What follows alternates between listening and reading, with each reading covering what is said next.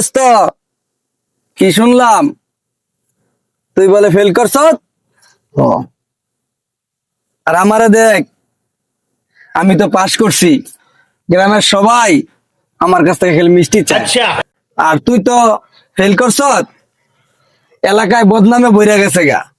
জেনে যায় হেনে তোর বদনাম। দোস্ত, হুম। আমার মাথায় তো পড়লে ঢুকে না। আমি তো অনেক চেষ্টা করছি, কিন্তু আমি তো পারতাছি না। আমি কি করতাম ক? দোস্ত, আমি তো শহরে যেতেছি গা। শহরে যে পড়ালেখা কইরা বড় অফিসার হমু।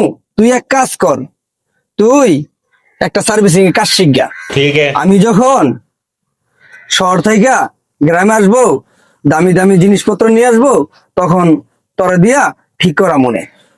আচ্ছা দোস্ত, তাহলে যাও, তুমি শিক্ষিত হও, তোমার জন্য দোয়া রইলো। আর আমি দেখি গ্রামে কিছু করতে পারি কিনা। আমি আর কি করবো, গ্রামই তো আমার সব। আচ্ছা ঠিক আছে দোস্ত, দোয়া রইলো। হ্যাঁ আচ্ছা, ইনশাআল্লাহ। আচ্ছা ঠিক আছে, যাও। আল্লাহ। আসসালামু আলাইকুম নানা। ওয়ালাইকুম সালাম, কেমন আছো? নানা ভালো আছেন? আছি ভালো, ভালো আছো তো? তো নানা, একটা পরামর্শ লেগে আইছিলাম। কি পরামর্শের ভাই? ওই আইছিলাম, ওই যে আমার বন্ধু তো শহরে গেছে গা, হ্যাঁ, শিক্ষিত হইব। তো আমি তো ফেল করছি, এখন আমি তো পড়ালেখা করতে পারতেছি না। আব্বাই ও রাগারাগি করছে, গ্রামের সবাই আমার লগে সমালোচনা করতেছে। এখন মনে করেন আমি কি করতাম? আমার তো একটা কিছু করা দরকার, আমার একটা পরামর্শ দিতেন। শিক্ষিত হইলে যে সবাই সফলতার মুখ দেবো, এটা কোনো কথা না। যদি ইচ্ছা শক্তি ঠিক থাকে তো গ্রামে অনেক কিছু করা যায়। তাইলে নানা আমি কেমনে কি করতাম? চল আমার লগে। এই যে পুকুরটা দেখতেছস, হ্যাঁ, এটার মধ্যে মাছ চাষ করবি। মাছ চাষ করতাম। হ্যাঁ, আর তোর বাড়ির সামনে যে জায়গাটা আছে, হ্যাঁ। ওই জায়গাটার মধ্যে মুরগির খামার দিবি। তো নানা, এখন তো অনেক টাকা পয়সা দরকার। আমি এত টাকা পয়সা পাবো কই? আব্বাই কি দিব আমার এত টাকা পয়সা? তোর আব্বার লগে আমি কথাবার্তা কইতেছি, তুই রেলের টেনশন করিস না। তোর আব্বা যদি দেয় দিল, আর না দিলে আমি চাচ্ছি।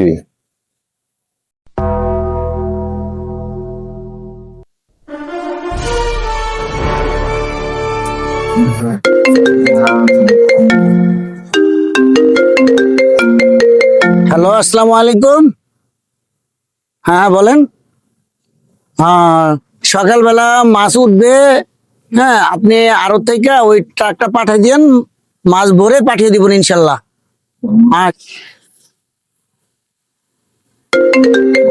আবার ফোন আসছে।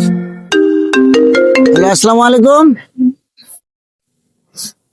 কত পিস ভাই? 150 পিস। আচ্ছা ঠিক আছে, সকালবেলা পৌঁছে যাবে 150 পিস মুরগি তো? ঠিক আছে ঠিক আছে। আচ্ছা আচ্ছা। আবার ফোন আসছে। হ্যাঁ, আসসালামু আলাইকুম ভাই। ও, 2000 মানুষের আয়োজন, বড় মুরগি লাগবো। আচ্ছা, টেনশন করেন না, সমস্যা নাই, পৌঁছে যাবে ইনশাল্লাহ। না, টাকা পয়সা নিয়ে বাঁচবো না ভাই। আচ্ছা আচ্ছা আচ্ছা আচ্ছা, ঠিক আছে। আচ্ছা আচ্ছা আচ্ছা। তো না না, আপনার পরামর্শে আজকে আমি পরিশ্রম করে সফলতা অর্জন করছি। তো নানা, এই জন্য আপনার কাছে চিরকৃতজ্ঞ না। শুনলাতি, আমার গ্রামে প্রতিটা ছেলে তোর মতো পরিশ্রম করে স্বাবলম্বী হোক, এটা আমি চাই ইনশাল্লাহ। কিরে মোকারম দোস্ত, কি দোস্ত, কি অবস্থা? এদিকে দোস্ত, কি অবস্থা তোমার? তারপর দোস্ত কি খবর, কৌদি শুনি।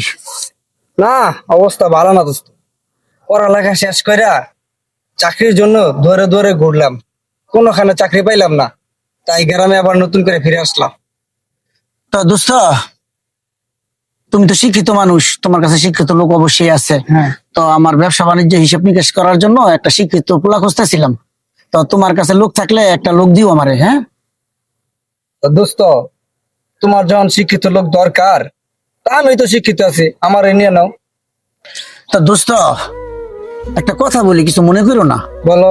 আমি যখন মেট্রিক পরীক্ষা ফেল করছিলাম, তখন তুমি একটা কথা বলছিলা যে তুমি শিক্ষিত, ঢাকা শহর যাইয়া শিক্ষিত হইয়া বড় অফিসার হবা, আর দামি দামি জিনিসগুলা লয়ে আইবা, আমি সার্ভিসিং কাজ শিখা তোমার ওগুলো ঠিক করে দিতাম, আমার অনেক টাকা পয়সা দিতা। তো দোস্ত, আসলে কষ্ট নিও না কিন্তু। হ্যাঁ, এটা কথার কথায় বললাম আর কি। তো ঠিক আছে, তুমি তো শিক্ষিত পোলা, আর আমরা দুজন জন এখন বন্ধু, তো একসাথেই থাকবো না? ঠিক আছে, একসাথে ব্যবসা বাণিজ্য করবো না? হ্যাঁ আচ্ছা ঠিক আছে। এখন তারা দুই বন্ধু যখন একখানে হইছস, তো ব্যবসাটা আরো বড় কর, সুন্দরভাবে ব্যবসা বাণিজ্য কর, তোদের জন্য দোয়া রইল। অবশ্যই না দোয়া রাখেন আমাদের জন্য। ইনশাল্লাহ, আমাদের জন্য ইনশাল্লাহ। সবাইকে আচ্ছা ঠিক আছে। আল্লাহ হাফেজ, আল্লাহ হাফিজ। আল্লাহ হাফেজ। আসসালামু আলাইকুম। ওয়ালাইকুম